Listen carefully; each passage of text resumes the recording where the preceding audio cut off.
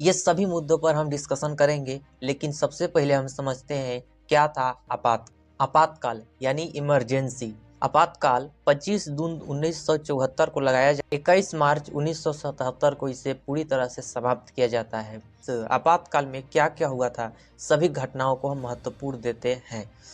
क्यों लगाए गए थे आपातकाल? 12 जून 1974 को इलाहाबाद के हाईकोर्ट ने इंदिरा गांधी को वोट चोरी का इल्जाम लगता है और सुप्रीम और हाई कोर्ट कहते हैं कि इंदिरा गांधी 6 साल तक चुनाव नहीं लड़ेगी। और जेपी आंदोलन अपने चरमोत्कर्ष पर था। जेपी आंदोलन का मुख्य नारा था इंदिरा हटाओ देश बचाओ। 1971 और 74 का वही दौर था जब आर्थिक विकास उतना नहीं था, भूखमरी अपने चरमोत्कर्ष पर थी, राजनीतिक में अशांति हुआ था। इतनी सारी समस्याओं को देखने के बाद इंदिरा गांधी को लगता है कि देश ऐसे शांत नहीं होगा, देश में आपातकाल लगाना जरूरी है। 25 जून 1974 को इंदिरा गांधी आपातकाल की घोषणा रेडियो पर कर। अब देख लेते हैं आपातकाल कैसे लगता। आपातकाल की चर्चा संविधान के भाग नंबर 18 में और आर्टिकल 352 से 360 में की गई है। आपातकाल कब लगाए जाते हैं और क्यों लगाए जाते हैं? आपातकाल लगाने का जो पहला कारण है वो है विदेशी आक्रमण। जब कोई बाहरी देश भारत पर आक्रमण करता है तो भारत में सुरक्षा के लिए आपातकाल लगा दिया। दूसरा कारण है गृह युद्ध। अगर भारत की जनता आपस में अगर लड़ने लगती है तो उसको हम लोग गृह युद्ध बोलते हैं, और इस युद्ध को शांत कराने के लिए आपातकाल लगाना जरूरी होता है। तीसरा जो कारण बनता है वो है आपका महामारी, जैसे कोरोना, मलेरिया। अगर कोई भयानक वायरस आ गया तो इससे निपटने के लिए सरकार को आपातकाल लगाने की जरूरत पड़ती है। ये तो सब एक मामला था जो कि 1974 में नहीं हुआ था।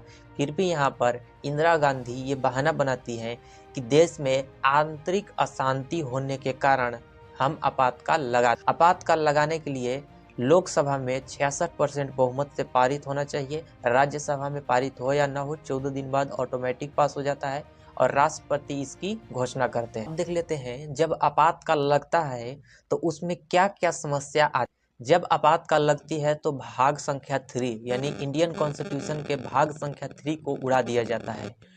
पूरे संविधान में भाग संख्या 3 ही था जो हमें कुछ अधिकार देता था।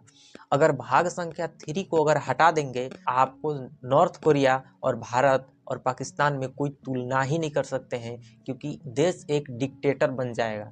अगर भाग संख्या 3 खत्म हुआ तो संविधान का 10% भी महत्व नहीं रह जाएगा। यानी पूरा जो कॉन्स्टिट्यूशन है, राइट ऑफ फंडामेंटल यानी भाग संख्या 3 मूल अधिकार में हमारा निहित होता है, और आपातकाल के समय भाग संख्या 3 ही उड़ा दिया जाता है। भाग संख्या 3 का जो सबसे मजबूत आर्टिकल है वो है आपका आर्टिकल 19। आर्टिकल 19 में ही कहते हैं, आर्टिकल 19 का बहुत सारा प्रावधान है, उसमें मेन प्रावधान किया गया है कि आप एक जगह से दूसरे जगह बिना लाइसेंस के जा सकते हैं, नहीं जा सकते हैं, सड़क पर नहीं घूम सकते हैं, 5 लोग से ज़्यादा छठवां ग्रुप में आप नहीं बात कर सकते हैं। कहीं अगर बैठ के अगर सभा कर रहे हैं, मीटिंग कर रहे हैं, वहाँ पर अगर 5 लोग से ज़्यादा हो गए तो पुलिस आपको उठा कर ले जाएगी, आप कुछ नहीं कर पाएंगे, क्योंकि देश में आपातकाल लगी। आपको बोलने का अधिकार छीन लिया जाएगा। आर्टिकल 19 में ही कहता है हमें बोलने की अधिकार है, फिर उसमें कहता है हमें सवाल पूछने का अधिकार है। आर्टिकल 19 में ही कहता है कि हमें चुप रहने का अधिकार है। आर्टिकल 19 में देश भ्रमण कर सकते हैं, संपत्ति खरीद सकते हैं, अपना व्यवसाय चालू कर सकते हैं, कोई नया संगठन बना सकते हैं। ये सारा चीज खत्म कर दिया जाता है। जब आपातकाल लगता है तो कोई भी आप मंदिर में नहीं जा सकते हैं। कोई भी छठ हो, दीपावली हो, या कोई होली दशहरा हो, या फिर ईद हो, आप धार्मिक स्थल पर नहीं जा सकते हैं, क्योंकि उसमें साफ कहा गया है कि 5 लोग से ज्यादा ग्रुप में जा ही नहीं सकते हैं। और आपातकाल लगता है तो सबसे पहले धार्मिक जगहों को टारगेट किया जाता है।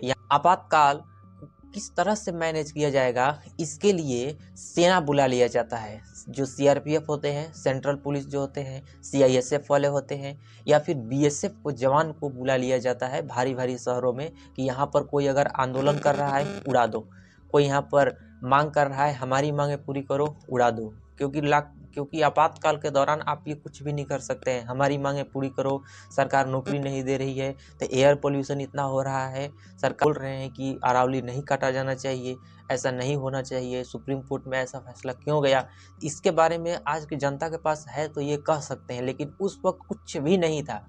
आप अगर किसी के खिलाफ बोलेंगे, और आपातकाल के दौरान ऐसा ऐसा नियम बनाया गया था कि इंदिरा गांधी के खिलाफ जो भी बोलती थी तुरंत जेल। देश में ऐसा माहौल बन गया कि एक ही व्यक्ति सिर्फ चला सकते हैं देश को, और वो है प्रधानमंत्री। ऐसा हुआ है तो कोई न कोई एक ऐसा आंदोलन क्रांतिकारी आएंगे आगे जो इस सभी समस्याओं को हल करेंगे।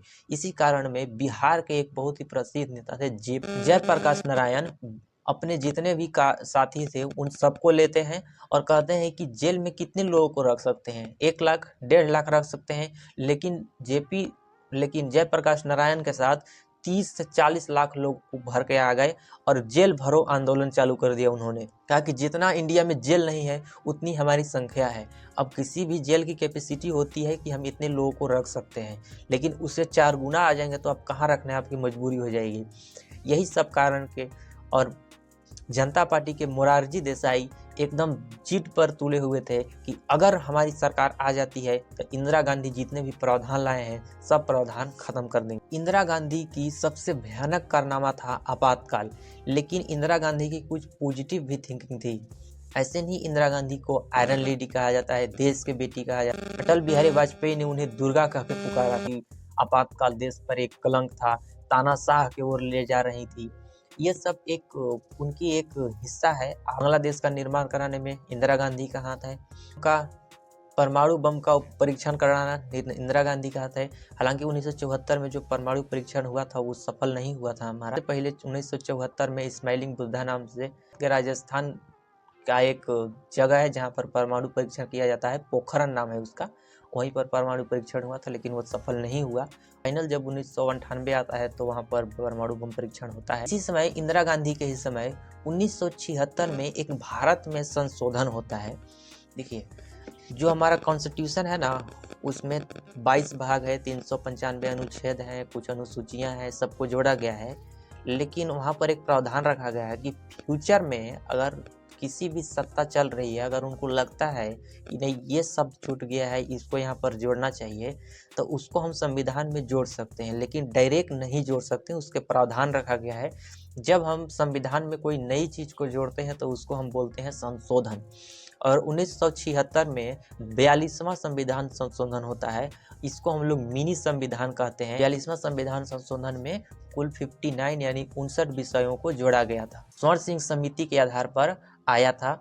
सबसे पहला विषय मौलिक अधिकार। मौलिक अधिकार शुरुआती दौर में 10 थे, लेकिन बाद में उसको एक और जोड़ के 11 में 3 शब्द जोड़े जाते हैं, पंथ निरपेक्ष, एकता और अखंडता। आपातकाल की घोषणा प्रधानमंत्री करेंगे। मंत्रिमंडल अगर कोई भी प्रस्ताव भेजते हैं तो राष्ट्रपति को मानना ही पड़ेगा। सभा का कार्यकाल जो 5 वर्ष का होता था उसको 6 वर्ष ले गई। मंत्रिमंडल में क्या हो रहा है सुप्रीम कोर्ट हस्तक्षेप नहीं करेगी। राज्य के बारे में प्रधानमंत्री कानून बना सकते हैं। विधान के सभी शक्तियां पीएम के पास। और जो लास्ट वाला था सबसे भयानक, ये कहा गया था सुप्रीम कोर्ट के जो पावर है उसको लिमिटेड कर दिया जाएगा। यानी सबसे बड़ा देश में प्रधानमंत्री होंगे, उसके आगे शासन किसी का नहीं चलेगा। यहाँ तक कि जो सुप्रीम कोर्ट है उनका भी शासन कम